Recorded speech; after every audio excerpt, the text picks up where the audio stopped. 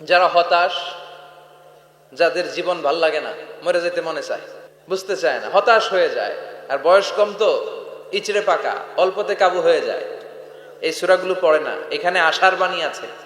আজকে আমি জানি কথা শোনাবো আপনাদেরকে, শুরুতে আগে সংক্ষেপে বলে দিই। এই সূরার মূল কথা হচ্ছে, মানে সেন্ট্রাল থিম বা সাবজেক্ট ম্যাটার, সূরাতুদ দোহার কেন্দ্রীয় আলোচ্য বিষয় হচ্ছে নিরাশ হবেন না, হতাশ হবেন না, হাল ছাড়বেন না, ভরসা রাখবেন কার উপর? অনুপ্রেরণাদায়ক এই দুইটা সূরা অনুপ্রেরণাদায়ক। ফাইন্নামা আল উসরি ইউসরা, আল্লাহ বলেছেন ফাইন্নামা আল উসরি ইউসরা, কষ্টের পরেই আছে সুখ, কষ্টের পরেই আছে সুখ। আমাদের জীবনে সুখ বেশি, কষ্ট কম। কয়দিন না খেয়েছিলাম, কয়দিন বিপদে পড়ছি, কয়দিন ডাকাইতে ধরছে, এক মাসের মধ্যে অসুস্থ থাকি কয়দিন আর সুস্থ থাকি কয়দিন, এটা হিসাব করে না। অসুস্থ যে ছিল খালি এটা খেয়াল রাখে, আছে না নাই? তার মানে ইন্নামা আল উসরি ইউসরা, দুঃখের পরে আছে সুখ, মোটিভেশন, প্রাণটা আবার উদ্বেলিত হয়ে ওঠে। তাই তো আসলে তো দুঃখের পরে সুখ। এজন্য কষ্ট যখন পাবেন, অসুস্থ যখন হবেন, ওইখানেও আনন্দ করবেন, কারণ সামনে আরাম আসতেছে। সুবহানাল্লাহ পড়ে। মুমিনের হারাবার কিছু নাই, দুঃখ পাওয়ার কিছু নাই। মুমিন অসুস্থ হলে অসুস্থতার মাধ্যমে তার রোগের মাধ্যমে তার গুনাহ ঝরে যায়, সে আল্লাহর কাছে প্রিয় হয়ে ওঠে। তা আমাদেরকে কেউ হারাইতে পারে? কথা বলেন, আমাদের কেউ ভয় দেখাইতে পারে? মোটিভেশনাল সূরা সূরাতুল ইনশিরাহ আর সূরাতুদ দোহা, এখানে অনেক হিউজ মোটিভেশন আছে। যারা হতাশ, যাদের জীবন ভাল লাগে না, মরে যেতে মনে চায়, বুঝতে চায় না, হতাশ হয়ে যায়, আর বয়স কম তো ইচড়ে পাকা, অল্পতে কাবু হয়ে যায়, এই সূরাগুলো পড়ে না। এখানে আশার বাণী আছে। আজকে আমি জানি কথা শোনাবো আপনাদেরকে, শুরুতে আগে সংক্ষেপে বলে দিই। এই সূরার মূল কথা হচ্ছে, মানে সেন্ট্রাল থিম বা সাবজেক্ট ম্যাটার, সূরাতুদ দোহার কেন্দ্রীয় আলোচ্য বিষয় হচ্ছে নিরাশ হবেন না, হতাশ হবেন না, হাল ছাড়বেন না, ভরসা রাখবেন কার উপর? মুমিনরা নিরাশ হয়, হতাশ হয়, হাল ছাড়ে নাকি ভরসা রাখে? কার উপর ভরসা? কার উপর? না নৌকার উপর,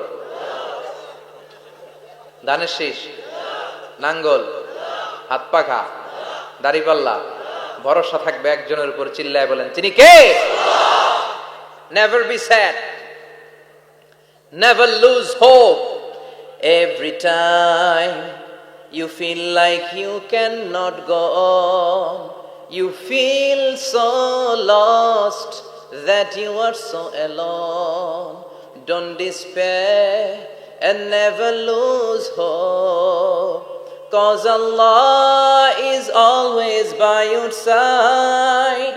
Insha'Allah, Insha'Allah, Insha'Allah, you'll find your way. Insha'Allah, কি সুন্দর nasheed. Never lose hope, you will find your way. তুমি তোমার পথ খুঁজে পাবে। আমাদেরকে পথ দেখায় কে? আল্লাহ। এজন্য সূরাতুদ দোহার কেন্দ্রীয় আলোচ্য বিষয় হচ্ছে হতাশ হওয়া যাবে না, নিরাশ হওয়া যাবে না, হাল ছাড়া যাবে না, ভরসা রাখতে হবে একজনের উপরে। চিৎকার করে বলেন, তিনি কে? আল্লাহ।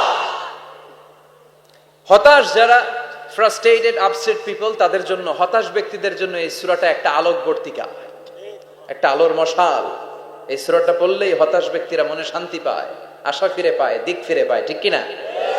বিষ্ণু ঈসা ইসলাম নিজেও হতাশ হয়ে গেলেন। কি রে, ওহি আসে না কেন? আমার কোনো ভুল হচ্ছে না তো? আমার কোনো অপরাধ হয়ে গেল না তো? আল্লাহ কি আমার উপর অসন্তুষ্ট হয়েছেন? আল্লাহ কি আসলেই আমারে ভুলে গেছেন?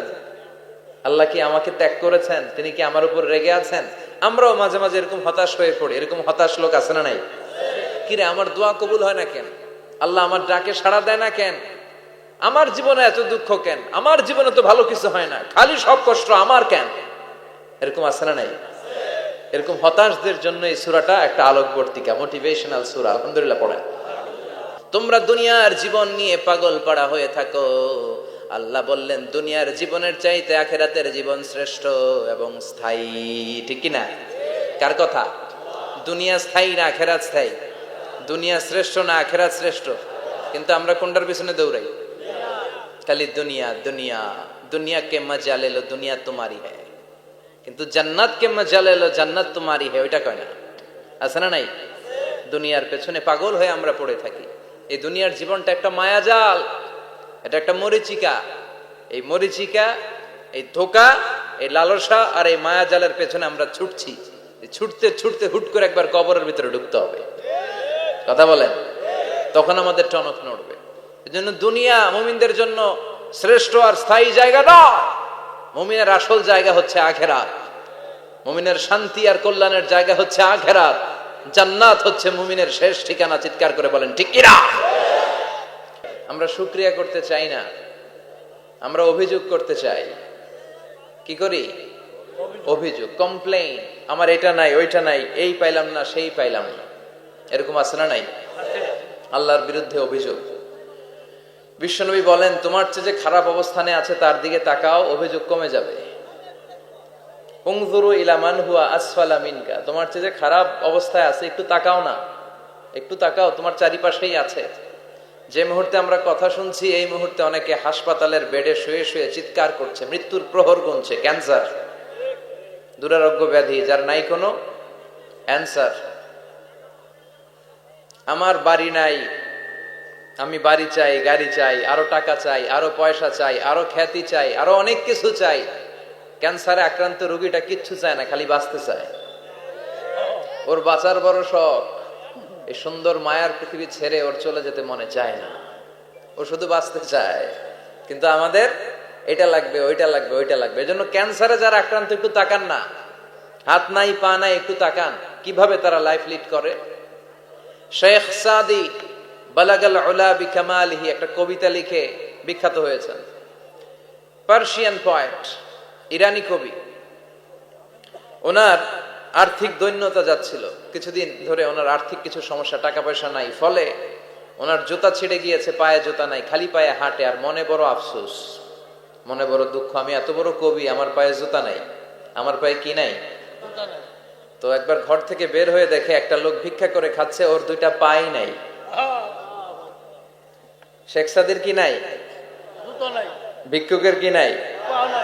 ভিক্ষুকের দশা দেখে সেজদায় পড়ে গিয়েছে। সেজদায় লুটিয়ে পড়ে আল্লাহর বলে, আল্লাহ শুকুর, আলহামদুলিল্লাহ, বেশ ভালো আছি। এজন্য উনজুর ইলা মান হুয়া আসফালা মিনকা, তোমার চেয়ে যে খারাপ অবস্থানে আছে তার দিকে তাকাও। ঋণের বোঝা কাঁধে এত বেশি, প্রতিদিন বাড়িওয়ালা এসে তাড়া করে, ভাড়া দিতে পারে না। এরকম লোক আছে না নাই? গ্যাসের বিল দিতে পারে না, বিদ্যুতের বিল দিতে পারে না, স্ত্রীকে একটা শাড়ি কিনে দিতে পারে না, বাচ্চাদের 3 মাসের 4 মাসের বেতন ভাড়া জমা হয়ে আছে, দিতে পারে না। কত সুখে আছি আমরা, কত শান্তিতে আছি আমরা। শুকুর গুজার হতে চাই না, শুধু অভিযোগ আর অভিযোগ। আল্লাহ বলে অভিযোগ বাদ দিয়ে দাও। বিশ্বনবী বলেন, তোমার চেয়ে যে খারাপ অবস্থানে আছে একটু ওইদিকে তাকাও, তাহলে দেখবে তুমি অনেক ভালো আছো। এজন্য সব সময় সুখে দুঃখে সর্বাবস্থায় আমরা প্রশংসা করব একজনের, তিনি কে? আর প্রশংসা করলে নেয়ামত বাড়ায় দেয় কে? আর প্রশংসা না করলে শাস্তির জন্য অপেক্ষা করতে হবে। যাহারাল ফাসাদু ফিল বাররি ওয়াল বাহরি বিমা কাসাবাত আইদিন নাস, জলে স্থলে যে জলোচ্ছ্বাস, ভূমিকম্প, অগ্নিকাণ্ড, খরা, দুর্ভিক্ষ এগুলো চলে, এই মহামারী, নানা ধরনের নতুন রোগ, এগুলো আমাদের হাতের কামাই। এগুলো কি? আমাদের হাতের কামাই। আমরা যদি আল্লাহওয়ালা হয়ে যাই, আল্লাহর জামিনে যদি আল্লাহর দিন কায়েমের চেষ্টা করি, আল্লাহর দেয়া কোরআন অনুযায়ী যদি জীবন চালাই, আমাদের জীবনটারও শান্তিময় করে দিবে কে? আমাদের ধর্মের নামই তো শান্তি। ধর্মের নাম কি? ইসলাম। ইসলাম মানে কি? বিশ্বনবী রাজা বাদশাদের কাছে যখন চিঠি লিখতেন, তিনি প্রথমে শান্তির কথা শোনাতেন। সুবহানাল্লাহ পড়েন। দেখেন কত সুন্দর ধর্ম। আর আমাদেরকে ওরা শান্তি শিখায়, আমাদেরকে মানবাধিকার শিখায়। মানবাধিকারের কথা, শান্তির কথা মানায় একজনের মুখে, তিনি হচ্ছেন মুহাম্মদ সাল্লাল্লাহু আলাইহি ওয়াসাল্লাম। গোটা বিশ্ব তার কাছে ঋণী, তার কাছে কৃতজ্ঞ। তিনি শুধু দিয়েছেন, নেন নাই। সুবহানাল্লাহ পড়েন। তিনি বলেছেন, সালামুন আলা মানিত্তাবা আল হুদা। যাদের কাছে বিশ্বনবী চিঠি পাঠাতেন তিনি লিখতেন সালাম, মানে শান্তি। শুরুতেই শান্তি কাদের প্রতি? আলা মানিত্তাবা আল হুদা, যারা হেদায়েতকে অনুসরণ করে। রাজা বাদশাদের কাছে বিশ্বনবী চিঠি পাঠাতেন, শান্তির বাণী পাঠাতেন, তারপর লিখতেন আসলিম তাসলাম, ইসলাম মানো শান্তিতে থাকবা। কিন্তু এই ইসলামের কথাকে, এই শান্তির বাণীকে অনেকে সহ্য হয় না। আছে না নাই? এদেশে এরকম উল্লুক্কা পাঠা আছে না নাই? এরা ইসলামের প্রচার আর প্রসারকে নাম দিয়েছে মোল্লাতন্ত্র। কি নাম দিছে? ইসলামের বিজয় এদের ভাল লাগে না, ইসলামের গণজোয়ার অগ্রযাত্রা এদের ভাল লাগে না। আল্লাহ বলে মুতু বিগাইযিকুম, তোদের রাগ, তোদের ক্রোধ, তোদের আফসোস নিয়ে তোরা মর, ইসলামের তোরা কিচ্ছু করতে পারবি না। চিল্লায় বলেন ঠিক কিনা? জগৎ বিখ্যাত মুহাদ্দিস আহমদ শফিকে গালি দেয়, সংসদে বসে আসরা নাই। ইসলামের নাম দিয়েছে মোল্লাতন্ত্র। এই মোল্লা না থাকলে তোর কানে আজান দেওয়ার কেউ ছিল না, এই মোল্লারা না থাকলে তোর বাবা মার বিয়ে পড়িয়ে তোকে হালাল পন্থায় দুনিয়াতে আনার কেউ ছিল না, এই মোল্লারা না থাকলে জানাজাটা দেওয়ারও তোর শেষকালে কেউ থাকবে না। চিল্লায় বলেন ঠিক কিনা? এক বাংলাদেশ, আমাদের দেশটা অনেক ছোট্ট কিন্তু সৌন্দর্যের লীলাভূমি। সুবহানাল্লাহ পড়ে। এমন কিছু নাই যে দেয় নাই। কি পাহাড়, কি সাগর, কি নদী, কি সবুজ। সমস্যা হয়েছে দুর্নীতি। সমস্যাটা কি? আমি 5.5 বছর ধরে মালয়েশিয়াতে থাকি। আল্লাহ মালয়েশিয়ার যা দিছে এর চেয়ে অনেক ঢের গুণ বেশি আমাদেরকে দিয়েছে। আমাদের দেশের পর্যটন মোটেল, পর্যটন কর্পোরেশন আর ট্যুরিজম যে মিনিস্ট্রি আছে, এটা যদি সুন্দর প্ল্যান করে এই দেশটার কাজে লাগাতে পারতো, আমরা ট্যুরিস্টদেরকে জায়গা দিয়ে কুলাতে পারতাম না। আমাদের দেশের ছেলেপেলেরা যেগুলো লেখাপড়া করে না, এগুলো কামলা দিতে যায় বিদেশ। এই দেশটারে সাজাইলে এখানে ট্যুরিজমকে দেখাশোনা করার জন্য আমাদের প্রত্যেকটা ছেলের কর্মসংস্থানের ব্যবস্থা হয়ে যেত। এগুলো নিয়ে চিন্তা নাই, এরা ঘুরতে যায় বিভিন্ন দেশে, দেশ নিয়ে চিন্তা নাই। আল্লাহ আমাদের নেতাদেরকে তুমি হেদায়েত দাও। এজন্য ঘুরবেন, দেশটাকে ঘুরবেন। আমি আমার ছোটবেলাতেই পুরো বাংলাদেশ ঘুরে ফেলছি। আমি যখন দাখিল, আলিম, এসএসসি, এইচএসসি দেই, তখনই আমি বাংলাদেশ কাবার, কারণ ঘুরতে খুব পছন্দ হতো। কত সুন্দর দেখার মতো জায়গা আল্লাহ বাংলাদেশে রেখেছে। আপনি পঞ্চগড়ে গেলে দেখবেন কাঞ্চনজঙ্ঘা, ওখানে দাঁড়ালে আকাশটা ক্লিন থাকলে হিমালয়ের পাহাড় দেখা যায়। বাংলাদেশ থেকে দাঁড়িয়ে কাঞ্চনজঙ্ঘা থেকে হিমালয় দেখা যায়। ওই জায়গাটারে যদি ট্যুরিজমের জন্য প্রমোট করা হতো, lakh lakh tourist Europe America থেকে ছুটতো। এখন এই দেশে আসে না, সিকিউরিটি নাই, কোনো নীতিমালা নাই, কোনো নিয়ম কানুন নাই। এজন্য এই দেশে আল্লাহর রহমত নাই। একের পর এক গজব দিয়ে আল্লাহ আমাদেরকে পরীক্ষা করছে। চিল্লা এখন ঠিক কিনা? আল্লাহ তুমি গজব থেকে বাঁচাও, তোমার রহমত নাজিল করো, আমাদের সবাইকে মাফ করো। বিষ্ণু বলতেন, আল্লাহ আমার চোখে আমারে ছোট বানাও, মানুষের চোখে আমারে বড় বানাও। আর আল্লাহও চায় আপনি আপনারা ছোট করেন। আল্লাহর এটা দেখতে বড্ড ভালো লাগে যে আমার বান্দা ছোট হয়ে থাকতে চায়। মান তাওয়াদা তারাফা, যে নিচে নামতেছে আল্লাহ টাইনা উঠায়, আর যে উঠতেছে আল্লাহ থাপ্পড় মেরে নিচে নামায়। কথা কন?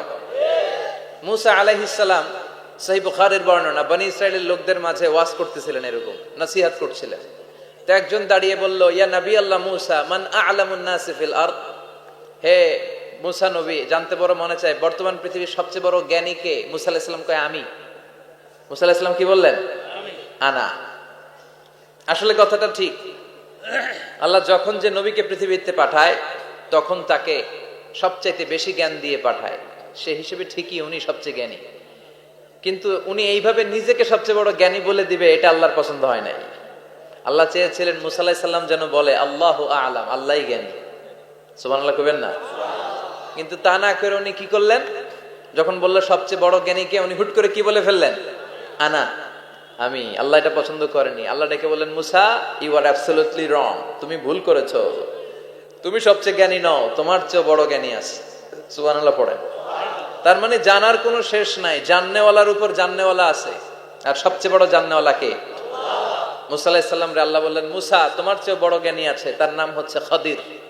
কি নাম? আরো জোরে বলেন, কি নাম? খাদির। উনি কোন জায়গায় বসলে ওখানে ঘাস লতা পাতা যদি শুকনো থাকতো, ওনার বরকতে ওগুলো সবুজ হয়ে যেত, এজন্য ওনার নাম খাদির। কিন্তু আমরা বলি খিজির। আমরা কি বলি? খিজির। আল্লাহ বললেন, ইযহাব ইলা মাজমাইল বাহরাইন, দুই সাগরের মিলন কেন্দ্র, ওখানে যাও, ওখানে যে এমন এক বান্দার সন্ধান পাবা সে তোমার চেয়েও জ্ঞানী। সুবহানাল্লাহ পড়ে। তাহলে আমি সবচেয়ে বড় জ্ঞানী, আমি আল্লামা, এটা বলতে পারে শয়তান। চিল্লা এখন ঠিক কিনা? এজন্য আমরা যেন নিজেকে নিজে সবসময় ছোট করে উপস্থাপন করি, তাহলে আল্লাহর দরবারে আপনি বড় হয়ে যাবেন। কথা বুঝতে পেরেছেন? আল্লাহ আমাদের সবাইকে কথাগুলো বুঝার ও আমল করার তৌফিক দান করুক। আমরা পড়ি আমিন। কি হয়েছে ওইখানে? মানুষ জায়গা হয় না। আচ্ছা জি, ভলান্টিয়ার্স যারা আছেন তারা ওই যে কাপড়গুলো খুলে দেন, খুলেই তো দিছে, তারপরেও জায়গা হচ্ছে না, কি আর করবেন? একটু কষ্ট করে শুনতে হবে। কষ্ট আছে যেখানে, সওয়াব আছে সেখানে। দাঁড়ায় শুনলে বেশি সওয়াব, তো ওনাদেরকে বেশি সওয়াব থেকে বঞ্চিত করবেন কেন? সওয়াব নেই ওনারা, আপনারা সওয়াব নেন, সওয়াব পাবেন ইনশাআল্লাহ। কষ্ট হচ্ছে না তো? এই মাহফিলে একবারে বসে যেতে হয়, টানা হিচড়া আমি করি না। টানা হিচড়া করলে ক্যামেরাওয়ালারা উল্টায় পড়বে, এই ক্যামেরাম্যানরা, তারপর একটা বিশৃঙ্খলা সৃষ্টি হবে। এজন্য টানা হিচড়ার দরকার নেই, যে যেখানে আছেন থাকেন। আবহাওয়াটা খুব সুন্দর আবহাওয়া, গরমও না ঠান্ডাও না, কি বলেন? আলহামদুলিল্লাহ পড়ি। কোনো আওয়াজ হবে না আশেপাশে, এই যে আপনি লাগবে না, থাকেন ওইভাবেই থাকেন, যে যেখানে আছি ওইভাবে থাকি, কোনো আওয়াজ হবে না। আমার সময় খুব কম,